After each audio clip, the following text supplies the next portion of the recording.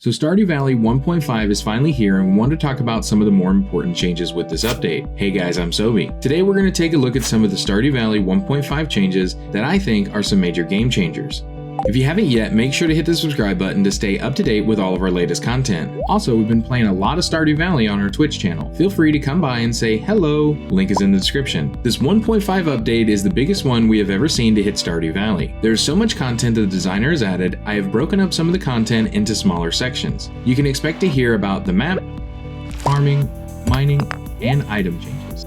Galloping into the map changes, the first big change with the Stardew Valley 1.5 update is some late game content. Without giving too much away, at some point through some different means, you will be able to travel to the Ginger Island. This is an entirely new area added in 1.5 and comes along with its own farmhouse. This new farmhouse is a truly magical area where you can grow any crop, whatever the season. The only downside to this is that you were unable to construct any new farm buildings. The island also comes along with a resort that you can unlock for all the villagers. You can feel like your very own island resort manager and have beach attire and even make schedules as to when different villagers are going to visit. Make sure to keep your eyes open around this new island, as of course the developer has put in some puzzles and secrets to discover around this magical island getaway. He also added in things like new cosmetic critters to keep this feeling true to the island theme. Another change that I think is a nice addition is that you can now place some furniture around the map, and after a long day you can just take a seat and relax for a few. This works by either placing a chair yourself or taking advantage of what the developer has already put around the map. Since this update is massive, he included that late game area, and also if you want to get started in the sand early,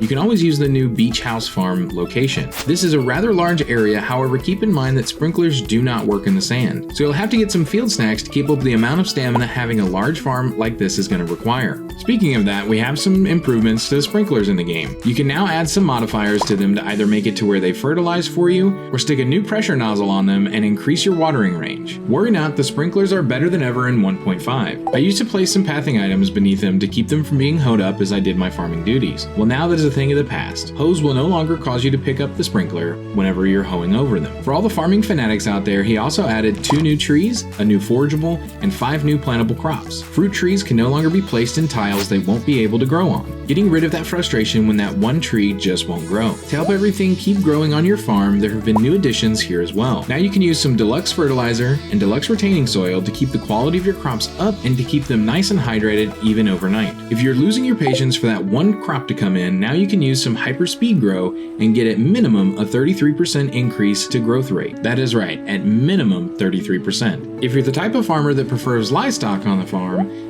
the cost of ducks have been lowered from 2000G all the way to 600G, making it easier than ever before to get some ducks on your farm. The duck feathers have also had a slight increase to the spawn rate, and the price of them has now been doubled. Make sure to get them in an area near water, as now the ducks will actually swim in water, and some coop animals will now follow the adults around. Make sure to be on the lookout for a new animal in the game. Say hello to the ostrich. You can now get this big bird on your farm. Along with them comes the ability to get their eggs and use an ostrich incubator to get even more of these fine feathered friends around your farm. Some of the last few changes is that once unlocked, you can now move the bin and the greenhouse if you prefer to change it up a bit, and worry not, as some of the farm tiles have been fixed, preventing you from placing buildings on them when it was clearly wide open. If mining and battling monsters is something you prefer, then this update has got you covered. Not only does it come with a slew of challenging new foes, but also a new area that you can compete with these new enemies. A whole new dungeon has been added, and you will see lots of newly added monsters there. 10 new monsters in just that area, and even more in other areas. Not only the new additions here, the dev has also included changes to the regular mines as well. You can randomize the rewards and even make things more difficult here and in the Skull Caverns with the use of the Shrine of Challenge. There have been 5 new combat balances to make it more even heading into a fight. Even some new things to look forward to on levels 60, 80, and 100, and the first level, the Skull Caverns. These are all the changes that should keep you busy for quite some time. Along with the new island and the new dungeon, of course, comes a lot of new items. Some of the more notable ones are the Dwarven Forge, which allows you to combine rings and even enchant your weapons. A glow ring that helps your pull radius is something that I am truly thankful for. A deconstructor that destroys crafted items but salvages their most valuable material. A Geode Crusher that lets you crush your own geodes, which helps by not only saving you time from having to go all the way to Clint's, but also that 25G cost that comes with someone else doing the work for you. All of this for an easy cost of 1 coal. Ginamo chest, which operates a lot like the Ender chest in Minecraft. Think of this as like a mobile stash. Mini obelisks, which allow you to warp warp from one part of your farm to another, think of this being set up at the southern entrance and right next to your house. You're coming home from a long day of looking for your forageables and it's getting late. Press a button and you're automatically warped right next to your house. The mini shipping bin, which is a smaller bin but allows you to place it outside of the farm. Putting this next to the mine would be amazing. You pop up from the depths, drop off your inventory, and then continue your descent. This next one sounds great for all the livestock lovers, an auto petter. This is a JoJo route item, but sometimes very rarely attainable through other means. Seems like a really good addition and saves you time overall on the farm. This is the biggest addition of new content ever for Stardew Valley. There is so much more that we are going to be putting out a separate video exclusively for all the newly added content. So make sure to hit the subscribe button and keep on the lookout for that video. If you found anything interesting at all with this video, please hit the like button. It helps us grow and reach a broader audience, and we really do appreciate it. You can always follow us on Twitter, Facebook, and Discord. Links are always in the description. We love to hear from everyone in the community and would love to get to know you and what you think about this amazing update. Now we want to know, what is your favorite addition to the game from the 1.5 update? Has this made you want to play more Stardew? Are you going to use that beach farmhouse without the use of sprinklers? Let us know down in the comments.